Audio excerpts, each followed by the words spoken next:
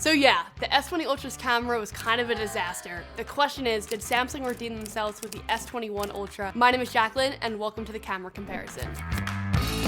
Alright, we're starting this out with a portrait mode test, and they all look pretty good. The Note 20 Ultra definitely added a lot more contrast to my hair, so on the right side it looks a little bit darker. They all did pretty decently with the detail on my skin. Oftentimes with Samsung phones we see a ton of skin smoothing. It's a little bit less. I think that the S21 Ultra in this particular image has a little bit more than the S20 and the Note 20, but that's not going to be consistent throughout the video. It's just in this example. Alright, this next one of my camera lens shows a major color difference.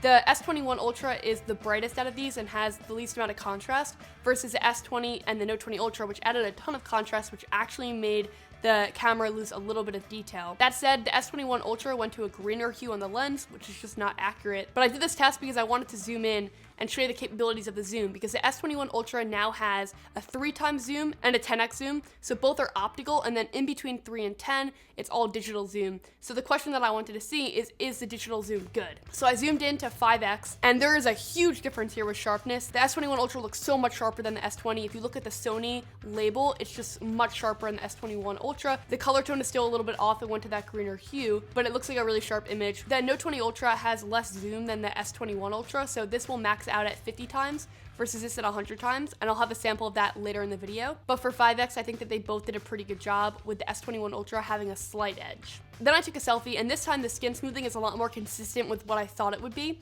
The S21 Ultra has much less skin smoothing than both the Note 20 Ultra and the S20 Ultra. The S20 Ultra definitely has the most skin smoothing out of the three. I think that they all miss my skin color a little bit. Like, Samsung phones tend to go to this palish yellowish hue, which just is not accurate, and you could take the photo on a different phone and the skin coloring will look totally different. So I think that's important to note. The S20 Ultra looks the most like pink out of all of them, but I think that the detail retention on the S21 Ultra is the best, and it has a 40 megapixel sensor, so there's a lot of pixel binning going on there to help with dynamic range as well. So one of the main complaints with the S20 Ultra was the focus fringing and softness of the image.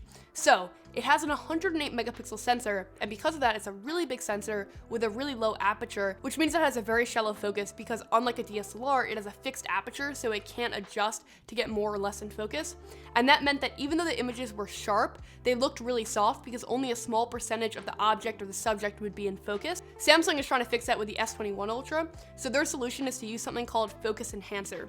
And basically what it does is it uses AI to determine how close you are to a subject and what should be in focus, and if it notices that a lot of it's going to be out of focus, then it switches you to the ultra wide lens, which leads to a wider depth of field, so like more things are in focus, there's less of that blurry background effect, but it also means that there's some like image warping because you're taking a shot really close up with an ultra wide angle lens. I think it's a pretty good solution though.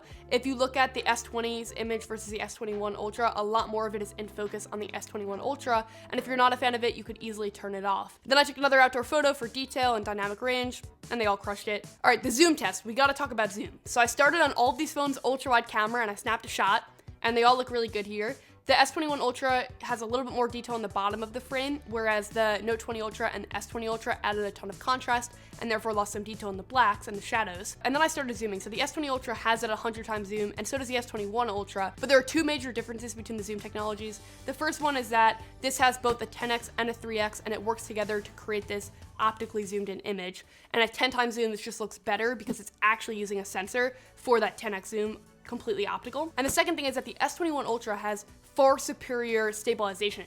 So when you're taking a photo at 100 times zoom, it's really hard to frame it because any sudden movement will completely change the frame. The S21 Ultra has great stabilization, so it makes it easier to frame it. The photo turns out clearer. And I think it's actually the first time that you could get away with posting in 100 times zoom if you wanted to. But I think more realistically, the 10 to 30x range is gonna be where it's at, and this phone crushes that. It's definitely the best zoom out of the three. I took another 10x shot, and the change is just like so prominent here. Like the S21 Ultra looks so much sharper, and it retains a lot more of the color detail as well. It doesn't get as noisy or grainy. Talking about noise and grain, let's head outdoors for a nighttime shot. And wow, this literally shocked me when I saw the comparison. So first of all, I took this around midnight, so I could not see anything. The phone saw a lot more than I could see, but the S21 Ultra, it's no comparison here between this and the S20 Ultra. It's so much sharper. There's so much more grain on the S20 Ultra's image. Again, it's still really incredible that we can get that type of image out of a smartphone.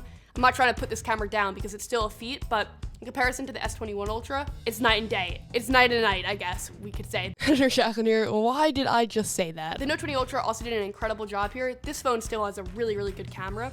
but I think that the S21 Ultra's color tone looks a little bit better to me. I just prefer it, personal preference. Also, be sure to subscribe to the channel for more tech content if you're enjoying the video so far. Let's transition to some video testing. The first improvement is from the S20 Ultra to the Note 20 Ultra. This already had better video quality because of the laser autofocus sensor, and the S21 Ultra, this focus feels a little bit faster and a little bit more reliable. All of them can look jumpy at times, but I don't think that there's any comparison really between this and the S20 Ultra because this often missed the focus or was slow to pick it up, and the S21 Ultra is pretty fast. So huge improvements again. It feels like Samsung really took the feedback to heart and went with it. This truly is one of the best camera sensors on the market. And for portrait mode tests of non-people subjects, it's also really good. So I took a shot of my cold brew, and the cold brew was watered down in here. I would never drink it, but I thought I'd snap the shot. You know I love cold brew. I think that the Note 20 Ultra pulled out the W here. The exposure is so much better.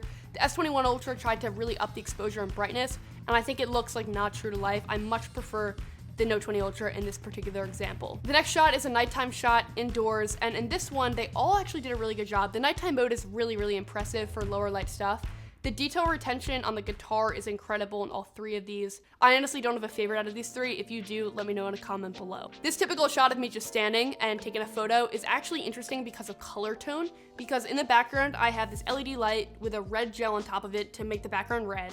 And the Note 20 Ultra did a really good job picking up the saturation of the red without overdoing it. I think on the S20 Ultra, it desaturated a little bit too much. I would have loved to see a little bit more saturation there. And also on the S20 Ultra, the color tone is very green, which I'm not a fan of. I think that it kind of ruined my skin tone a little bit. The S21 Ultra and the Note 20 Ultra have very similar skin tones in this one. They're also a little bit green. I think that the Samsung phones tend to be like pale and greenish or yellow. So not ideal, but they're definitely miles ahead of the S20 Ultra, which really went all in on that green. Then I snapped in for a portrait mode test in the same location, and they all did really well with this actually. The edge detection is amazing. It's crazy how far we've come with edge detection, and I'd be down to post any of them on Instagram. I think that they all did a really good job here. The S21 Ultra's camera is just like a champ. It feels like a huge redemption over the S20 Ultra. They fixed a lot of the focus issues. There definitely are still some issues, and I think for video, the iPhone 12 Pro is still better in terms of color and stabilization, and I just made a full camera comparison there. If you want to check it out, you can click right here.